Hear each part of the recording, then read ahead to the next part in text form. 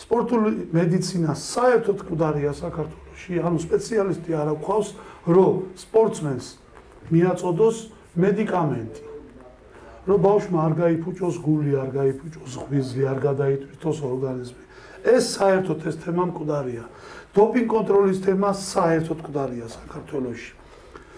ანუ 9, 10, 11, 12 წლის ბავშვებს აძლევენ ისეთ პრეპარატებს, რომელიც მსოფლიო მასშტაბით დედამიწაზე აკრძალული, ეს არის სრულიად ბოროტება.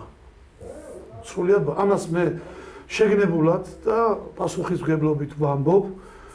და ვინ აკეთებს ბატონო გავით? ეხლა პირადად დაკონკრეტებას არ დავიწყებ, მაგრამ ყველა თითქმის ყველა სპორტში, სადაც მე მაქვს შეხება, ყველგან ხდება ეს თითქმის ყველა სპორტში. არის გამონაკლისი თუ ეს სწავლები თუ აკრძალულია. კანონით, როგორც ნარკოტიკია აკრძალული საქართველოში, კანონით წამლავს ამ ახალგაზრდებს. რა თქმა უნდა.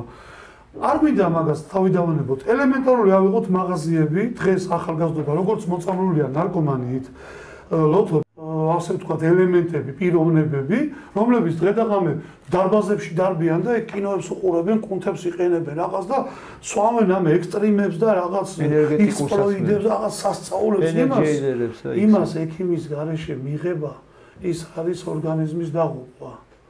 ანუ ჩვენ რას ვეტაკებით, ხა ვეჯახებით.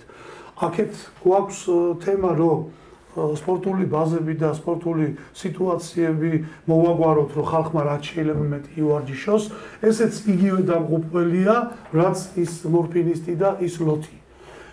რა მნიშვნელობა გულით მოკვდება კაცი, წნევით მოკვდება, ღვიძლით მოკვდება თუ თავარია რომ სწორად ივარჯიშოს, სწორად ივარჯიშოს კი არა, აი ეს შემოტანილი კონტროლის ქვეშ უნდა იყოს ეს შემოტანილი პრეპარატები, რომლებიც ბოდიში რუსული ტერმინისთვის და ეს უპრაგონოთ იყიდება რა. ბატონ დავით, რა მაინტერესებს? მეტანდროსტენოლონი შეიძლება იყიდო?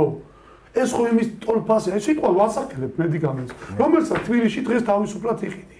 სტრომბა შეიძლება იყიდოს სპორტსმენმა და მიიღო. სამაგიეროდ ბატონო დავით, 70 წლის ადამიანს წნევა რო აწუხებს, ის წნევის დამწერი უცოდ იმას ვერ იყიდის. ის არის გორმონული პრეპარატები, რომლებიც აკრძალულია საერთოდ, ეს არის დაშვებული იმ შემთხვევაში მედიცინაში, იმიტომ უშვებენ ამას, რომ ადამიანის სიკვდილის პირას რომ არის და რომ უნდა გადაარჩინონ, აძლევენ ესეთ პრეპარატებს, რომ რამოდენიმე საათით გაუხანგრძლივონ ცხოვრება და ოპერაცია მოასწრონ, ან დაეხმარონ, ან აი მაგალითად გეტყვით შემთხვევას, ავარია მოხდა, ხო? და სრულიად განადგურებულია ადამიანი, დალეწილი, დამტვრაულია და იმას რეაბილიტაცია ჭირდება და ეს გორმონები ჭირდება, რომ ჯანზე მოვიდეს და აი ჭკუაზე მოვიდეს, აი ცხოვრების ინტერესი მოუტრიალდეს.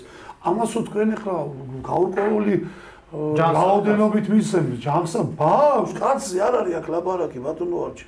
კაცზე რო იყოს დასწრულ ადამიანზე მე ხმას არ ამოვიღებდი და რა მაინტერესებს ბატონ დავით, აი თქვენ აი ამდენი ხანი ამ სპორტში ხართ, ვიცე-პრეზიდენტი ხართ. აი